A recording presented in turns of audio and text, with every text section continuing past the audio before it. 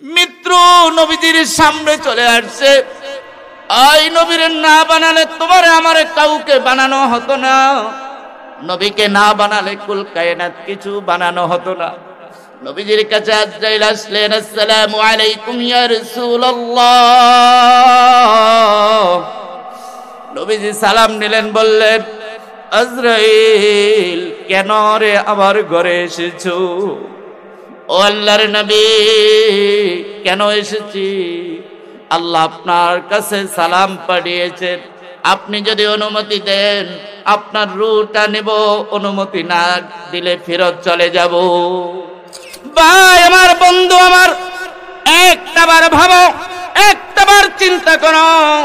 সন্তানের জন্য বহুত কিছু করলা, বের করে দিল। স্ত্রীর জন্য বহুত কিছু করলা, বের করে দিল। ভাইয়ের জন্য বহুত কিছু করলা, বের করে দিবে। বের করার সময় আয় চিন্তা করো, চিন্তা করো। তোমার পরিধানে 5,000 টাকার পোশাক আছে, ভাই বলবে পোশাকগুলো খুলে ফেল। তোমার হাতের মধ্যে স্বর্ণের আংটি আছে, স্ত্রী বলবে স্বর্ণের আংটিটা খুলে ফেল। তোমার হাতের মধ্যে রূপার আংটি আছে, আত্মীয় স্বজন বলবে রূপার আংটিটা খুলে ফেল। আয় চিন্তা করো মুসলমান, একটাবার চিন্তা করো, একটাবার ভাবো। চোখগুলা বন্ধ করে চিন্তা করো, আমার আংটিটা কে খুললো? হয় আমার ছেলে। আমার আংটিটা কে খুললো? হয় আমার ভাই। আমার পরিধানের পোশাকগুলো কে করলো? আমার আত্মীয় স্বজন। হাই চিন্তা করো, সবকিছু খোলার পরেও যদি দেখে মাজার মধ্যে 5 টাকা দামের একটা কাইটন দেখা যায়, কাইটনটা ব্লেড দিয়ে কেটে রেখে দেয়, না দুনিয়ার জমিনের কিছুই তোমাকে নিতে দেওয়া হবে না, কিছুই তুমি নিতে পারবে না। তোমাকে একদম উলঙ্গ অবস্থায় গোসলখানায় গোসল করায়, ডান দিকে কাত করে। ও ভাই, সন্তানগুলো যখন বড় হতে শুরু করবে, আপনার ছেলেটা যখন বাবা বাবা বলতে শুরু করবে, আপনার মেয়েটা যখন বাবা বাবা বলতে শুরু করবে, আপনার ওই ছোট্ট বাচ্চাটা জিজ্ঞেস করবে, আব্বু এটা কি? আপনার ছোট্ট মেয়েটা জিজ্ঞেস করবে, আব্বু এটা কি? আপনি তাকে উত্তর দিবেন, এটা বাইতুল মুকাদ্দাস। আপনি তাকে উত্তর দিবেন, এটা হলো হেরেম শরীফ মক্কা মুকাররমা। আপনি তাকে উত্তর দিবেন, এটা মদিনা মুনাব্বরা, যেখানে রাসূল শুয়ে আছেন। ছোট্টবেলা থেকে আপনার সন্তান জানতে পারবে বাইতুল মুকাদ্দাসের গুরুত্ব কি। ছোট্টবেলা থেকে আপনার সন্তান জানতে পারবে মক্কা মুকাররমা হেরেমের গুরুত্বটা কি।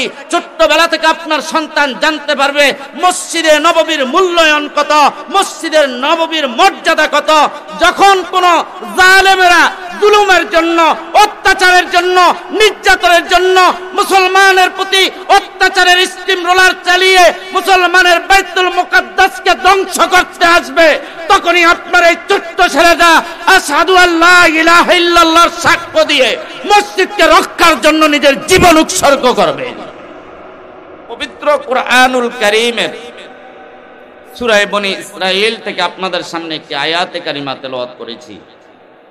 রব্বুল ইজ্জাত যদি আমার পরে রহম করেন, দয়া করেন, ওই আয়াতের আলোকে আপনাদের সামনে অল্প সময় আলোচনা করার চেষ্টা করব ইনশাআল্লাহ। ওমা তৌফিক ইল্লা বিল্লাহ। সম্মানিত বন্ধুগণ আমার, এই যে পৃথিবীতে আমরা এখন বসা, আমাদের এই পৃথিবীতে আসার আগে আমাদের বাবা এসেছে, কি বলেন ঠিক কিনা?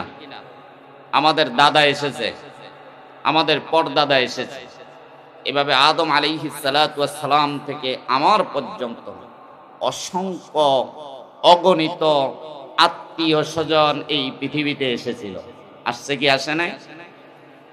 হিসাব মিলান, ওই দিক যান, দাদা আছে কিনা। হিসাব মিলান, পরদাদা আছে কিনা, এর পরেরটা আছে কিনা, এর আগেরটা আছে কিনা, তার আগেরটা আছে কিনা, তার আগেরটা আছে কিনা, তার আগেরটা আছে কিনা। হিসাব মিলালে দেখবেন আমি ছাড়া আর কেউ, বলেন বলেন, আমি ছাড়া আর কেউ, জোরে বলেন, নাই। আছে? কুল ইন্নাল মাউতাল্লাযী তাফিররুনা মিনহু ফাইন্নাহু মুলাকীকুম। সূরা মুলুকের 2 নম্বর আয়াতে আল্লাহ বলেছেন, যে আমি তোমাদের জন্য তোমাদেরকে সৃষ্টির পূর্বে মৃত্যুকে সৃষ্টি করে রেখেছি, তোমাদেরকে দুনিয়াতে পাঠানোর আগে আমি মৃত্যুকে বানিয়ে রেখেছি, তোমরা দুনিয়াতে আসার আগে তোমাদের মরণটাকে তৈরি করে রেখেছি। ও দুনিয়ার মানুষ, কুল ইন্নাল মাউতাল্লাযী তাফিরুনা মিনহু ফাইন্নাহু মুলাকীকুম ফাইন্নাহু মুলাকীকুম ফাইন্নাহু মুলাকীকুম। তোর দাদাকে মৃত্যু এসে নিয়ে গেছে রে, তোর পর দাদাকে মৃত্যু এসে নিয়ে গেছে রে, তার আগের দাদাটাকেও মৃত্যু এসে নিয়ে গেছে, এমন করে তোর স্ত্রীকে মৃত্যু এসে নিয়ে গেছে, আরে তোর দাদিটাকেও মৃত্যু এসে নিয়ে গেছে, তোর দাদির মাটাকেও মৃত্যু এসে নিয়ে গেছে। কুল ইন্নাল মাউতাল্লাযী তাফিরুনা মিনহু, আয় মৃত্যু থেকে পালাবি কই, মরণ থেকে পালাবি কই, কোথায় পালাবি? ফাইন্নাহু মুলাকীকুম, যেখানে পালাও, ওয়ালাউ কুনতুম ফি বুরুজিম মুশাইয়াদা, আয় মরণের ভয়ে, মৃত্যুর ভয়ে যদি তুমি শক্ত প্রাচীরের মধ্যে পলায়ন করো, শক্ত মজবুত ঘরের মধ্যে যদি তুমি মৃত্যুর ভয়ে পলায়ন করো, ফাইন্নাহু মুলাকীকুম, মৃত্যু তোমাকে সেখানে যাবে, সেখানে গিয়ে মৃত্যু তোমার সাথে দেখা করবে। ওই পালাইবি, পানির নিচে গিয়ে পালাবি, আয়রে মৃত্যু সেখানেও যেতে পারে, কাছের ঘর বানিয়ে পালাবি, মৃত্যু সেখানেও যেতে পারে, মাটির ঘর বানিয়ে পালাবি, মৃত্যু সেখানেও যেতে পারে। আয় কোথায় পালাবি? পালানোর কোনো জায়গা নাই। ফাইন্নাহু মুলাকীকুম, মৃত্যু তোমার সাথে দেখা করবে করবে। বুঝে থাকলে বলেন তো, আমাদের সামনে মৃত্যু আছে না নাই? সবার সামনে মৃত্যু আছে কি নাই? হায় জিজ্ঞেস করো, দাদা তোমার কাছে কি মৃত্যু আসবে? দাদা বলবে মৃত্যু আমার দরজায় আসবে। নাতিকে জিজ্ঞেস করো, মৃত্যু কি তোমার দরজায় আসবে? নাতি বলবে হ্যাঁ, আমার দরজায় মৃত্যু আসবে। মাকে জিজ্ঞেস করো, মা মৃত্যু কি তোমার দরজায় আসবে? মা বলবে হ্যাঁ, আমার দরজায় আসবে। নানাকে জিজ্ঞেস করো, নানা মৃত্যু কি তোমার সাথে দেখা করবে? নানা বলবে হ্যাঁ, মৃত্যু আমার কাছে আসবে। মুসলমান জাতিকে জিজ্ঞেস করো, মৃত্যু সত্য কিনা? মুসলমান জাতি বলবে হ্যাঁ, মৃত্যু সত্য। আর খ্রিস্টানদেরকে জিজ্ঞেস করো, মৃত্যু সত্য কিনা? বলবে হ্যাঁ, মৃত্যু সত্য। ইহুদিদেরকে জিজ্ঞেস করো, মৃত্যু সত্য কিনা? বলবে হ্যাঁ, মৃত্যু সত্য। হিন্দুদেরকে জিজ্ঞেস করো, মৃত্যু সত্য কিনা? বলবে হ্যাঁ, মৃত্যু সত্য। কুল্লু নাফসিন যায়িকাতুল মাউত, কুল্লু নাফসিন যায়িকাতুল মাউত।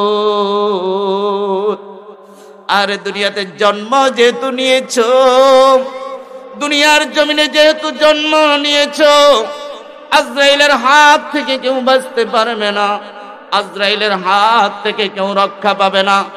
আহারে জিজ্ঞেস করো, নবী আদম আলাইহিস সালাতু ওয়াস সালামের কাছে আজরাইল গিয়েছে কিনা? জিজ্ঞেস করো, নূহ আলাইহিস সালাতু ওয়াস সালামের কাছে আজরাইল গেছে কিনা? জিজ্ঞেস করো, ঈসা রূহুল্লাহর কাছে আজরাইল গেছে কিনা? জিজ্ঞেস করো, নবী মুসার কাছে আজরাইল গেছে কিনা? জিজ্ঞেস করো, মারিয়াম আলাইহিস সালাতু ওয়াস সালামের কাছে আজরাইল গিয়েছে কিনা? আয় জিজ্ঞেস করো, এই আসমান, এই জমিন, এই লৌহ কলম যার জন্য সৃষ্টি করেছেন, যাকে না বানালে এই আসমান তৈরি হতো না, জমিন তৈরি হতো না, নদী নালা কিছু তৈরি হতো না, খাল বিল কিছু তৈরি হতো না। গাছ গাছালি কিছু তৈরি হতো না, পাহাড় পর্বত কিছুই তৈরি হতো না, পশু পাখি কিছুই তৈরি হতো না, কীট পতঙ্গ কিছুই তৈরি হতো না। জিজ্ঞেস করো তাদের কাছে মৃত্যু যাবে কি যাবে না? আয় জিজ্ঞেস করো, যার জন্য 7 তবক আসমান 7 তবক জমিন আল্লাহ বানালেন, সেই নবীর কাছে আজরাইল গেছে কিনা? গেছে কিনা? সেই নবীর কাছে আজরাইল যেদিন গিয়েছিল, দরজার উপরে 1টা 2টা 3টা যখন কড়া নাড়া দিলেন, আহা, ভিতর থেকে হযরতে খাদিজা বলে, ওই দেখো কে। হযরতে আয়েশা বলে, দেখো কে এসেছে। হযরতে ফাতেমাতুজ জাহরা রাদিয়াল্লাহু তাআলা আনহা ঘরের দরজায় আসলেন। মুসাফিরকে দেখে চিন্তায় পড়ে গেলেন। এত বড় মুসাফির, যার এক পাও হলো জমিনে আর এক পা হলো আসমানে, যার পাওগুলো জমিনে, মাথাটা আসমানে, যার মাথাটা এত বড়, আহারে এত মাথা, এত বড় মাথাটা তো আর কোনোদিন দেখি নাই। এমন আজরাইল, এমন মৃত্যু আল্লাহ বানায় রাখলেন, এমন আজরাইল আল্লাহ বানায় রাখলেন তোমার আর আমার জন্য, যার মাথাটা পুরা পৃথিবীর মতো।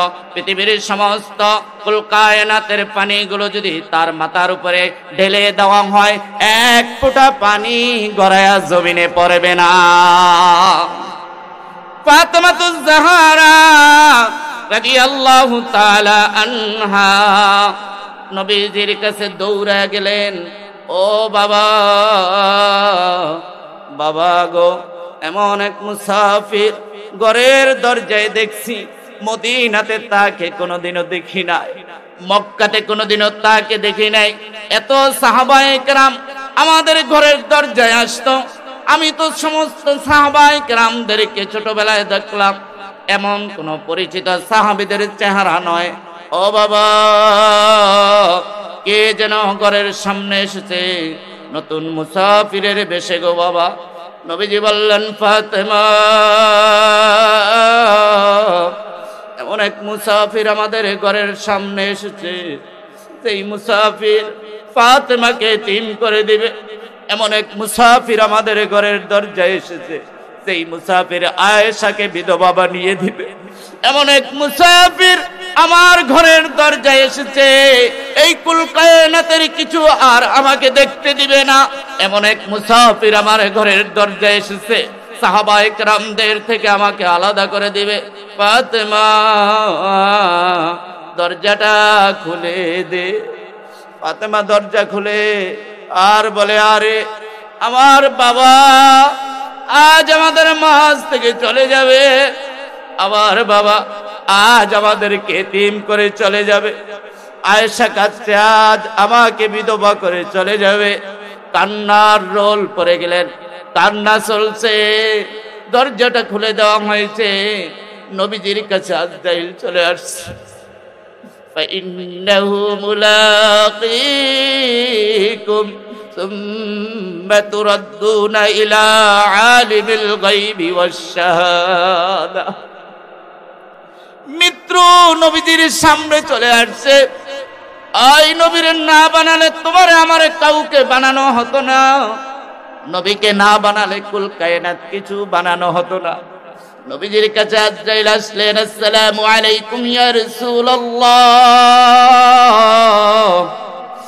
নবীজি সালাম নিলেন, বললেন, আজরাইল কেন রে আমার ঘরে এসেছো? ও আল্লাহর নবী, কেন এসেছি? আল্লাহ আপনার কাছে সালাম পাঠিয়েছেন, আপনি যদি অনুমতি দেন আপনার রূহটা নেব, অনুমতি না দিলে ফেরত চলে যাব। নবীজি আজরাইল আলাইহিস সালাতু ওয়াস সালাম নবীজির সামনে বসা। বন্ধুরে, বাইরে আমার নবী আজরাইলকে বলে, আজরাইল অনুমতি না দিলে কি করবা? আজরাইল বললেন, নবী আল্লাহ বলেছেন অনুমতি না দিলে চলে যাইতো, আর যদি অনুমতি দেন রূহটা কবজ করতো। নবী বললেন, আজরাইল রূহটা নিবা?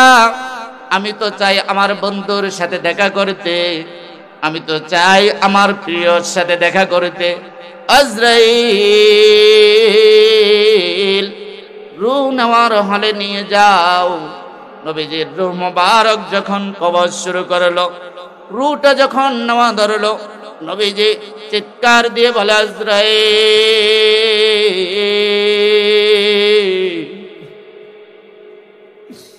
ও আজরাইল,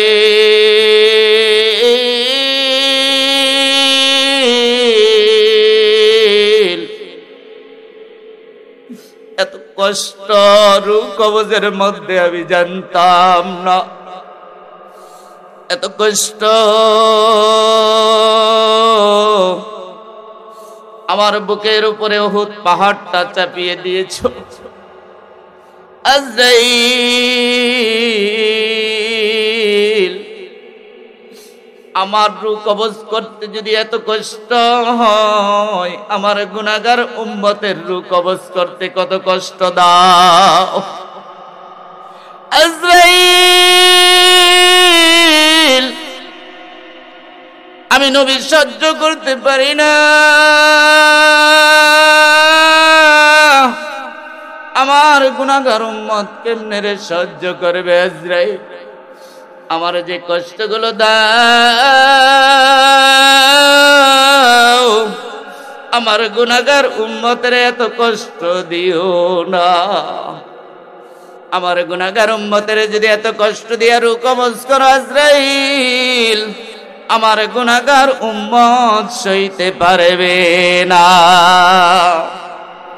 আমার ভাই, আমার বন্ধুগণ, আমি আপনাদেরকে যে বিষয়টি বুঝাতে চেয়েছি, আমাদের প্রিয় নবী মুহাম্মদ আরবি মুহাম্মদুর রাসূল আয়োজন,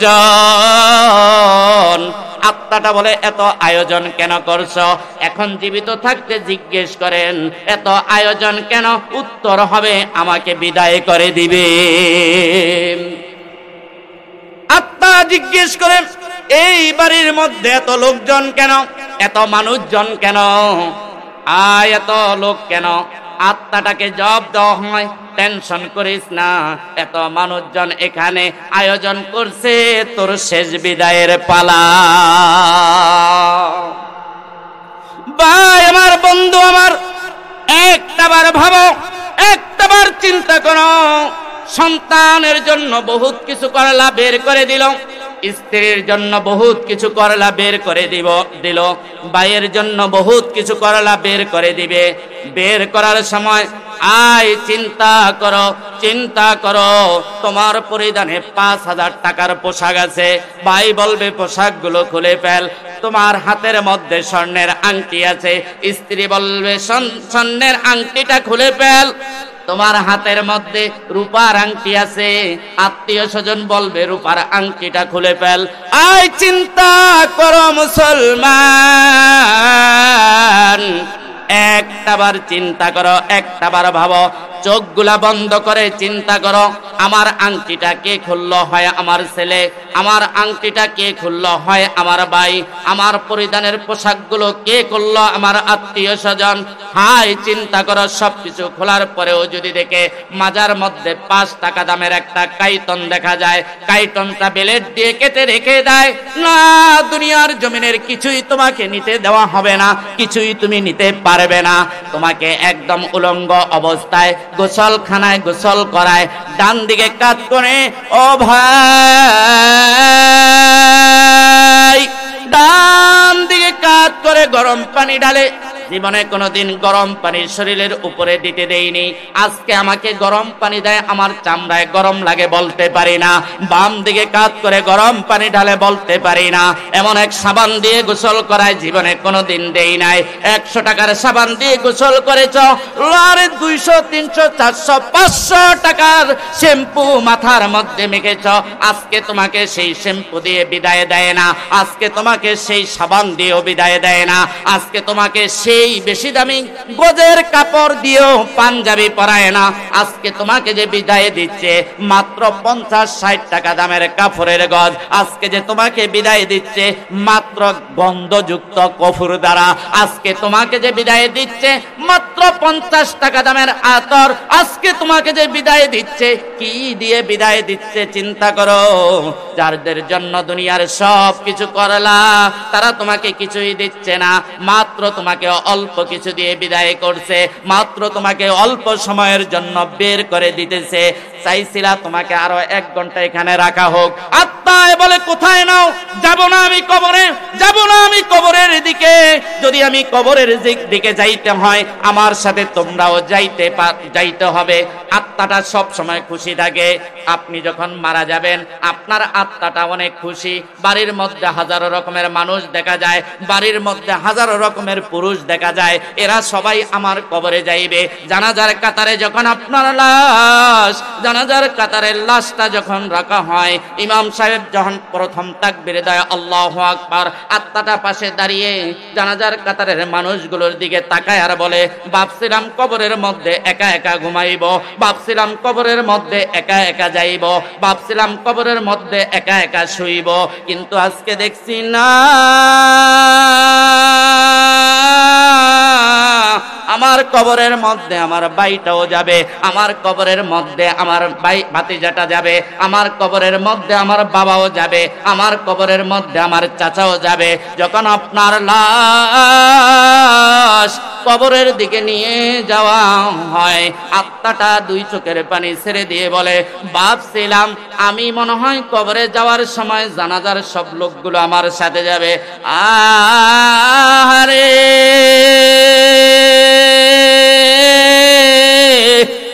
আমি ভাবছি জানাজার সব মানুষগুলো কবরে যাইবে, এখন যখন আমার লাশটা কবরে নেয়, জানাজার মানুষগুলো অর্ধেক কেউ হোন্ডা দিয়ে চলে যায়, কেউ গাড়ি দিয়ে চলে যায়, আরে আমার সাথে কি অর্ধেক লোক যাবে কবরের মধ্যে। লাশ আত্মাটা মনে মনে বলে, এই অর্ধেক লোক আমার সাথে কবরে যাবে। আমার ভাই, আমার বন্ধু, কবরের মধ্যে যখন 3 জন মানুষ নামে তোমার লাশটা কবরে রাখে, কবরের মধ্য থেকে আত্মাটা কান্দার বলে, মানুষ এত বড় বেঈমান কেমনে তোরা হইলি। জানাজার কাতারে দাঁড়ানোর সময় ভাবছি এই কবরে আমার সাথে তোরাও আসবি, কিন্তু জানাজার পরে ভাবলাম অর্ধেক চলে যাবি অর্ধেক আসবি। কবরের মধ্যে দেখলাম 3 জন মানুষ আমার সাথে যাবে, বাকি তোরা সবাই বেঈমান হয়ে গেলি। তোদের জন্য দুনিয়া করছি রে ছেলে, স্ত্রী তোদের জন্য দুনিয়া করছি, ভাই তোদের জন্য দুনিয়া করলাম, আজকে মাত্র 3 জন আমার সাথে কবরে যাবি। লাশটা কবরে রাখার পরে ভাই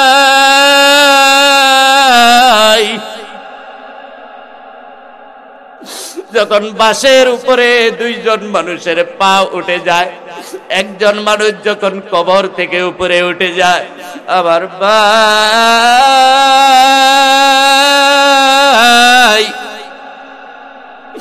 ওই অবস্থায় লাশটা বলে, আমার একা কবরে রাখলি,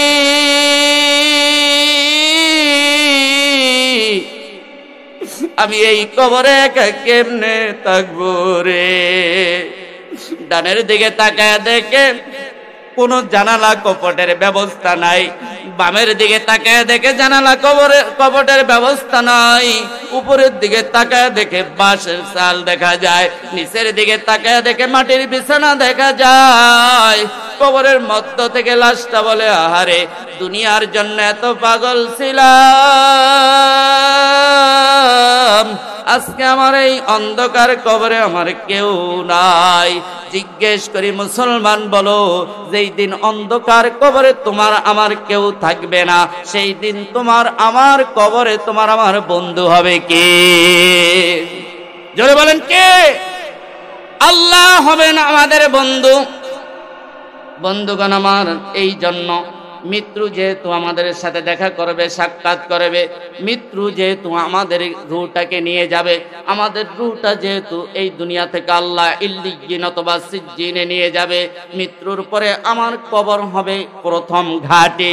কবরের পর থেকে হাসর পর্যন্ত আমার ঘাটি রয়েছে। ওখানে আমার হিসাব নিকাশের পরে আমি জান্নাত অথবা জাহান্নামী হব। প্রস্তুতি কতটুকুন রে ভাই, প্রস্তুতি কতটুকুন নিয়েছে? এজন্য মরণের জন্য প্রস্তুতি নেবেন তো ইনশাআল্লাহ? সবাই নেবেন তো ইনশাআল্লাহ? আলহামদুলিল্লাহ। আল্লাহ আমাদেরকে মৃত্যুর প্রস্তুতি নেওয়ার তৌফিক দান করুক বলি আমিন। আমি বলেছি পবিত্র কোরআন থেকে সূরা বনী ইসরাঈলের প্রথম আয়াতে কারিমা তেলাওয়াত করেছি। উক্ত আয়াতে কারিমা আল্লাহ তাআলা নাজিল করেছেন কেন, আমরা এই বিষয়টা একটু জেনে নিই। এতক্ষণ আপনাদের সাথে মোটামুটি আমাদের পরপার নিয়ে আলোচনা হয়েছে। আমাদের দেশে প্রচলিত একটা নিয়ম নীতি হয়ে গেছে, মাহফিলে আসার আগে হুজুরকে বলা দেয়, হুজুর নিচের ওয়াজ কইরেন, উপরেরটা কইরেন না। এরকম একটা নীতিমালা এক সময় আমাদের দেশে ছিল। ছিল কি ছিল না বলেন?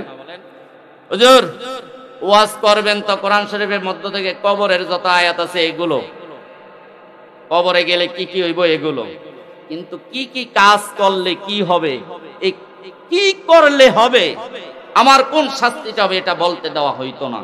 এমন একটা সিচুয়েশন, পরিবেশ এই দেশে গেছে কি যায়নি বলেন? জোরে বলেন, গেছে কি যায়নি? আল্লাহ তাআলা এখন উন্মুক্ত করে দিয়েছেন কোরআনের তাফসীর মাহফিল গুলো। এরপরও আমরা দেখি মাঝে মাঝে ঝামেলা আসে। আল্লাহ তাআলা এই ঝামেলাগুলো এদেশের কোরআন প্রেমিকদের মধ্য থেকে কাটিয়ে দেখ বলি আমিন। সম্মানিত উপস্থিতি, বনী ইসরাঈলের সূরার প্রথম আয়াতে কারিমায় কেন আল্লাহ তাআলা নাজিল করলেন? এই মাসটি হলো একটি গুরুত্বপূর্ণ মাস, যেটিকে বলা হয় রজব মাস। সামনে শাবান, এরপরে রমাদান।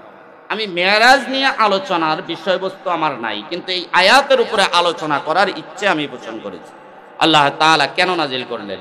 নবী মুহাম্মদ সাল্লাল্লাহু আলাইহি ওয়াসাল্লাম মক্কা থেকে মদিনায় হিজরত করার 1 থেকে 1.5 বছর আগে, বলেন 1 থেকে, মুখস্থ করেন, এখন আর সুরের বয়ান নাই, বলেন 1 থেকে 1.5 বছর, বলেন না কেন, পুরাটা বলেন, মুখস্থ করেন।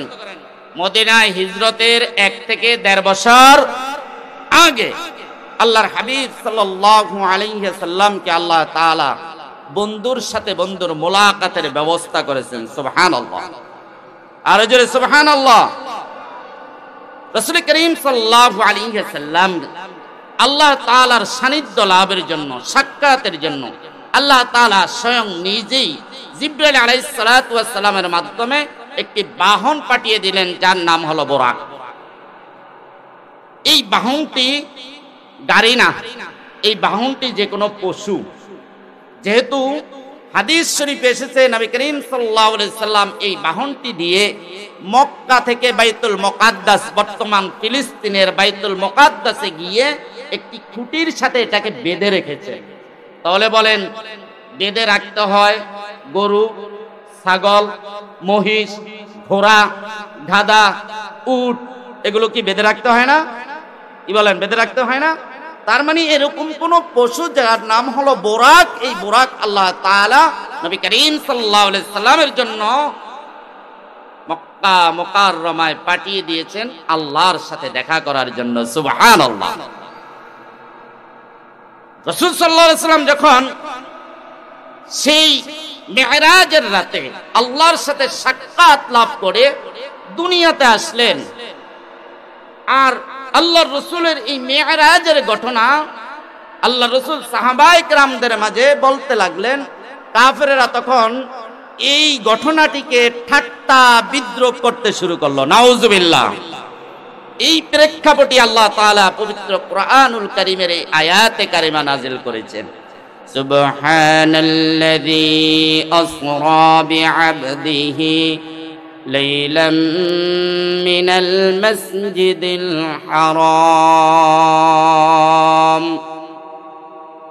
মহান সত্তা রব্বুল আলামিন তার বন্ধু মুহাম্মদ সাল্লাল্লাহু, সবাই বলেন সাল্লাল্লাহু আলাইহি সাল্লাম, আল্লাহ তাআলা তার প্রিয় বন্ধু মুহাম্মদ সাল্লাল্লাহু আলাইহি ওয়াসাল্লামকে মক্কা মুকাররমা থেকে লাইলাম মিনাল মসজিদিল হারাম, রাতের বেলা মসজিদে হারাম পর্যন্ত পৌঁছে দিয়েছেন। মসজিদে হারাম থেকে ইলাল মসজিদিল আকসা, এই আকসা হলো বাইতুল মুকাদ্দাস। বাইতুল মুকাদ্দাস সম্পর্কে আপনাদের সন্তানগুলোকে মুখস্থ করাবেন। 3টা ঘরের ছবি আপনার ঘরে ঝুলিয়ে রাখবেন। কুকুরের ছবি নয়, মানুষের ছবি নয়, ছেলে মারা গেছে ছেলের ছবি নয়, আপনার আত্মীয় স্বজন মারা গেছে তার স্মৃতি ধরে রাখার জন্য তার ছবি ঘরে টানাবেন না। ঘরে টানাবেন 3টি মসজিদের ছবি। কয়টি মসজিদ জোরে বলেন? 3টি মসজিদ। 1 নাম্বার বাইতুল মুকাদ্দাস, যা হযরতে ঈসা আলাইহিস সালাতু ওয়াস সালাম পর্যন্ত আমাদের কিবলা ছিল। এমনকি রাসূল করিম সাল্লাল্লাহু আলাইহি ওয়াসাল্লাম আসার পরেও আমাদের কিবলা ছিল ফিলিস্তিনের বাইতুল মুকাদ্দাস। এই বাইতুল মুকাদ্দাসের একটা ছবি ঘরে টানিয়ে রাখবেন, হেরেমের ছবি, যেটা আমাদের দ্বিতীয় কিবলা নির্ধারণ করা হয়েছে এবং কিয়ামত পর্যন্ত এটাই থাকবে আমাদের কিবলা। সুবহানাল্লাহ। এই হেরেমের মক্কা মুকাররমার একটি ছবি। 3 নাম্বার মসজিদে নববী, যেখানে রাসূল করিম সাল্লাল্লাহু আলাইহি ওয়াসাল্লাম শুয়ে আছেন, এই মসজিদের একটি ছবি নিজের ঘরে টানিয়ে রাখবেন। আপনার সন্তানগুলো যখন বড় হতে শুরু করবে, আপনার ছেলেটা যখন বাবা বাবা বলতে শুরু করবে, আপনার মেয়েটা যখন বাবা বাবা বলতে শুরু করবে, আপনার ওই ছোট্ট বাচ্চাটা জিজ্ঞেস করবে আব্বু এটা কি, আপনার ছোট্ট মেয়েটা জিজ্ঞেস করবে আব্বু এটা কি, আপনি তাকে উত্তর দিবেন এটা বাইতুল মুকাদ্দাস, আপনি তাকে উত্তর দিবেন এটা হলো হেরেম শরীফ মক্কা মুকাররমা, আপনি তাকে উত্তর দিবেন এটা মদিনা মুনাব্বরা যেখানে রাসূল শুয়ে আছেন। ছোট্টবেলা থেকে আপনার সন্তান জানতে পারবে বাইতুল মুকাদ্দাসের গুরুত্ব কি, ছোট্টবেলা থেকে আপনার সন্তান জানতে পারবে মক্কা মুকাররমা হেরেমের গুরুত্বটা কি, ছোট্টবেলা থেকে আপনার সন্তান জানতে পারবে মসজিদে নববীর মূল্যায়ন কত, মসজিদের নববীর মর্যাদা কত। যখন কোন জালেমেরা জুলুমের জন্য, অত্যাচারের জন্য, নির্যাতনের জন্য মুসলমানের প্রতি অত্যাচারের স্টিম রোলার চালিয়ে মুসলমানের বাইতুল মুকাদ্দাসকে ধ্বংস করতে আসবে, তখনই আপনার এই ছোট্ট ছেলেটা আশহাদু আল্লা ইলাহা ইল্লাল্লাহর সাক্ষ্য দিয়ে মসজিদকে রক্ষার জন্য নিজের জীবন উৎসর্গ করবে। এখন থেকে শিখা।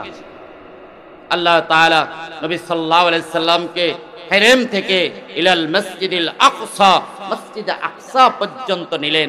এরপরে রাসূল সাল্লাল্লাহু আলাইহি ওয়াসাল্লাম বলেন, সেখানে আমি নামাজের ইমামতি করলাম, সমস্ত নবীরা আমার পিছনে সালাত আদায় করলো। এরপরে আল্লাহ তাআলা আমাকে ওই বুরাকের উপরে উঠিয়ে জিবরাইলের মাধ্যমে আল্লাহর সাথে সাক্ষাতের জন্য নিয়ে গেছেন। সুবহানাল্লাহ। বন্ধুরা আমার, নবী মুহাম্মদ আরবি মুহাম্মদুর রাসূলুল্লাহ সাল্লাল্লাহু আলাইহি ওয়াসাল্লাম হযরতে জিবরাইল আলাইহিস সালাতু ওয়াস সালামের সাথে রওনা দিয়েছেন। প্রথম আসমানে যাওয়ার পরে জিবরাইল আসসালামু আলাইকুম বলে প্রথম আসমানের দারোয়ানকে সালাম করালেন। প্রথম আসমানের ফেরেশতা জিজ্ঞেস করলো, কে আপনি? ভাই আমি জিবরাইল এসেছি, সাথে কেউ আছে কিনা? আছে শেষ জামানার নবী মুহাম্মদ আরবি মুহাম্মদুর রাসূলুল্লাহ সাল্লাল্লাহু আলাইহি ওয়াসাল্লাম, তার আগমন শুরু হয়েছে কিনা? জিবরাইল বলল, হ্যাঁ শুরু হয়ে গেছে। দরজাটা খুলে দেওয়া হলো। নবী মুহাম্মদ আরবি মুহাম্মদুর রাসূলুল্লাহ প্রথম আসমানের উপরে উঠে দেখেন হযরতে আদম আলাইহিস সালাতু ওয়াস সালামের সাথে দেখা হয়ে গেছেন। হযরতে আদম আলাইহিস সালাতু ওয়াস সালাম আমাদের আদি পিতা হযরত আদম আলাইহিস সালাতু ওয়াস সালামকে নবী মুহাম্মদুর রাসূলুল্লাহ সালাম দিলেন। হযরত আদম আলাইহিস সালাতু ওয়াস সালাম নবীজির জন্য আল্লাহর কাছে দোয়া করলেন, আল্লাহ তোমার সাক্ষাৎ তুমি যেহেতু মুহাম্মদকে নসিব করেছো, মুহাম্মদকে তুমি দুনিয়ার এবং আখিরাতের সমস্ত বরকত দিয়ে দাও। নবীজি জিবরাইলের সাথে ছুটলেন, দ্বিতীয় আসমানের দরজায় চলে গেলেন। জিবরাইল সালাম করলো, জিজ্ঞেস করা হলো কে? জিবরাইল বলল, আমি জিবরাইল। তোমার সাথে কে? বলল মুহাম্মদ সাল্লাল্লাহু আলাইহি ওয়াসাল্লাম। মুহাম্মাদের আগমন হয়েছে কিনা? বলে হ্যাঁ, তার আগমন শুরু হয়েছে। দ্বিতীয় আসমানের দরজাটা খুলে দেওয়া হলো। দ্বিতীয় আসমানের উপরে উঠে দেখেন হযরতে মুহাম্মদ সাল্লাল্লাহু আলাইহি ওয়াসাল্লাম। দ্বিতীয় আসমানের উপরে উঠে দেখেন হযরত ইয়াহইয়া আর হযরত ঈসা আলাইহিস সালাতু ওয়াস সালাম বসে আছেন। হযরত ইয়াহইয়া আর হযরতে ঈসা ইয়াহইয়া আর হযরতে ঈসা আলাইহিস সালাম দুইজন হলেন খালাতো ভাই। এই দুই নবী ছিলেন খালাতো ভাই। তাদের সম্পর্কের বন্ধনটা ছিল অটুট, যার কারণে তারা দ্বিতীয় আসমানে বসে আছেন। আল্লাহ রাসূল সাল্লাল্লাহু আলাইহি সাল্লাম সালাম করলেন। নবীজিকে দেখে সালামের জবাব দিয়ে নবীজির জন্য দোয়া করে দিলেন। প্রিয় নবী মুহাম্মদুর রাসূলুল্লাহ তৃতীয় আসমানের দরজায় জিবরাইলের নেতৃত্বে চলে গেলেন। জিবরাইল আলাইহিস সালাতু ওয়াস সালাম আসমানের ফেরেশতাকে সালাম দিয়ে বলল, দরজা খুলে দাও। বলে আপনি কে? আমি জিবরাইল। সাথে কে রয়েছে? মুহাম্মদ সাল্লাল্লাহু আলাইহি সাল্লাম। মুহাম্মাদের আগমনের ঘটনার কথা শুনে দরজা খুলে দেওয়া হলো। নবীজি তৃতীয় আসমানের উপরে উঠলেন। তৃতীয় আসমানের উপরে উঠে নবীজি দেখছেন নবীজির জন্য অপেক্ষায় বসে আছেন হযরত ইউসুফ আলাইহিস সালাম। হাদিস শরীফে এসেছে, নবীজি বলেন আল্লাহ তাআলা এই পুরো পৃথিবীর মাখলুকাতকে যত সৌন্দর্য দিয়েছেন, হযরত ইউসুফ আলাইহিস সালাতু ওয়াস সালামকে তার অর্ধেক সৌন্দর্য দিয়েছেন। ইউসুফ আলাইহিস সালাম নবীর সালাম নিলেন, নবীজির জন্য দোয়া করলেন। নবীজি চতুর্থ আসমানে রওনা দিয়েছেন। চতুর্থ আসমানে হযরত জিবরাইল টক দিলেন আর জিজ্ঞেস করলেন কে? জিবরাইল বলল আমি জিবরাইল। সাথে কে রয়েছে? মুহাম্মদ সাল্লাল্লাহু আলাইহি সাল্লাম। চতুর্থ আসমানের দরজাটা খুলে দেওয়া হলো। প্রিয় নবী সাল্লাল্লাহু আলাইহি সাল্লামের জন্য যখন চতুর্থ আসমানের দরজা খুলে দিয়েছে, নবী মুহাম্মদ সাল্লাল্লাহু আলাইহি সাল্লাম আসমানের উপরে উঠে দেখেন হযরত ইদ্রিস আলাইহিস সালাতু ওয়াস সালাম তার জন্য বসে আছেন। নবীজি ইদ্রিস আলাইহিস সালামকে সালাম দিলেন। ইদ্রিস আলাইহিস সালাম নবীজির জন্য দোয়া করলেন। নবীজির মিশন হলো এবার পঞ্চম আসমান। বলেন কোন আসমান? পঞ্চম আসমানে নবীজি রওনা দিলেন। নবীজি রওনা দিলেন, সাথে জিবরাইল আলাইহিস সালাম দরজা টপকালেন। জিজ্ঞেস করলেন কে? বলল আমি জিবরাইল। সাথে কে রয়েছে? আমি মুহাম্মদ। দরজাটা খুলে দেওয়া হলো। নবী সাল্লাল্লাহু আলাইহি সাল্লাম আসমানে উঠে দেখেন হযরতে হারুন আলাইহিস সালাতু ওয়াস সালাম নবীজির সাক্ষাতের জন্য বসে আছেন। নবীজির সালাম নিলেন, নবীজির জন্য দোয়া করলেন। নবীজি ষষ্ঠ আসমানে রওনা দিলেন। ষষ্ঠ আসমানে জিবরাইল বলে দরজা খোলো। বলে আপনি কে? বলে আমি জিবরাইল। সাথে কে রয়েছে? বলে মুহাম্মদ সাল্লাল্লাহু আলাইহি সাল্লাম। বলে দরজা খোলা হয়ে গেল। নবীজি উপরে উঠে গেলেন। নবীজি উপরে উঠে দেখছেন নবীজির জন্য সাক্ষাতের জন্য মূসা আলাইহিস সালাম বসে আছেন। এবার সপ্তম আসমানে নবী মুহাম্মদ আরবি সপ্তম আসমানে ওঠার জন্য রওনা দিলেন। জিবরাইল আলাইহিস সালাতু ওয়াস সালাম সপ্তম আসমানের দরজায় গিয়ে পা নাড়ালেন। বলল কে? আমি জিবরাইল। সাথে কে? মুহাম্মদ সাল্লাল্লাহু আলাইহি সাল্লাম। দরজা খুলে দেওয়া হলো। দরজা খুলে দেওয়ার সাথে সাথে হযরত নবী করিম সাল্লাল্লাহু আলাইহি সাল্লাম দেখলেন হযরত ইব্রাহিম আলাইহিস সালাতু ওয়াস সালাম বসে আছেন। নবী সাল্লাল্লাহু আলাইহি সাল্লাম সালামের উত্তর দিয়ে নবীজির জন্য দোয়া করে দিলেন। নবী রওনা দিলেন হযরত জিবরাইলের নেতৃত্বে আল্লাহ রাব্বুল আলামিনের আরশে মহল্লায়। নবীজি রওনা দিলেন। আজরাইল হযরত জিবরাইল আলাইহিস সালাতু ওয়াস সালাম নবীজির সাথে উঠতে উঠতে হঠাৎ করে জিবরাইল থেমে গেলেন। জিবরাইলকে নবী বললেন তুমি থেমে গেলে কেন? চলো আমার সাথে চলো। বলে ইয়া রাসূলুল্লাহ, ইয়া হাবিবাল্লাহ, আমার সীমানা হলো এই পর্যন্ত। এর উপরে যদি আমি উঠি আল্লাহর নূরের তাজাল্লিতে আমি পুরো সারকার হয়ে যাব।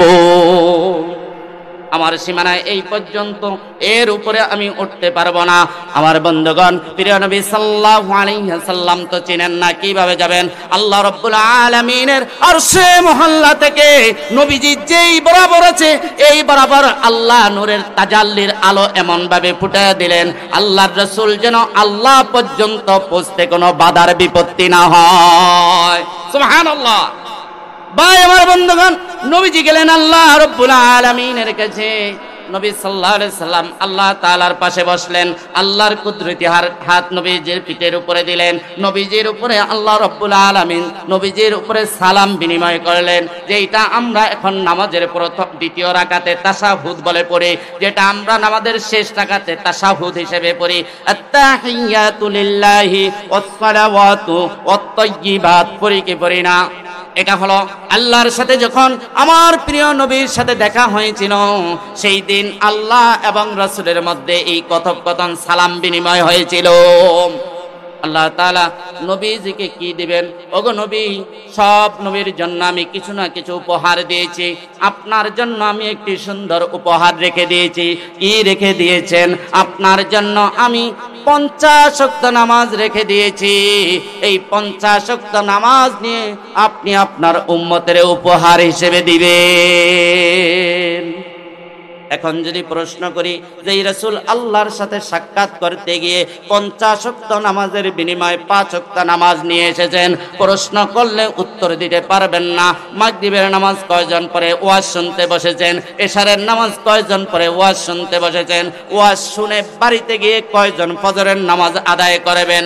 যদি আপনাদের পার্সেন্টেজ হিসেব করা হয়, মুসলমান নামদারি পার্সেন্টেজ 91% বাংলাদেশে, কিন্তু নামাজের সংখ্যা 5% নাই।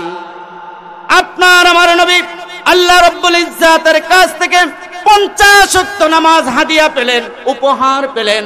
নবীজি 50 ওয়াক্ত নামাজ নিয়ে রওনা দিলেন। মুসা নবী আলাইহিস সালাতু ওয়াস সালামের সাথে দেখা।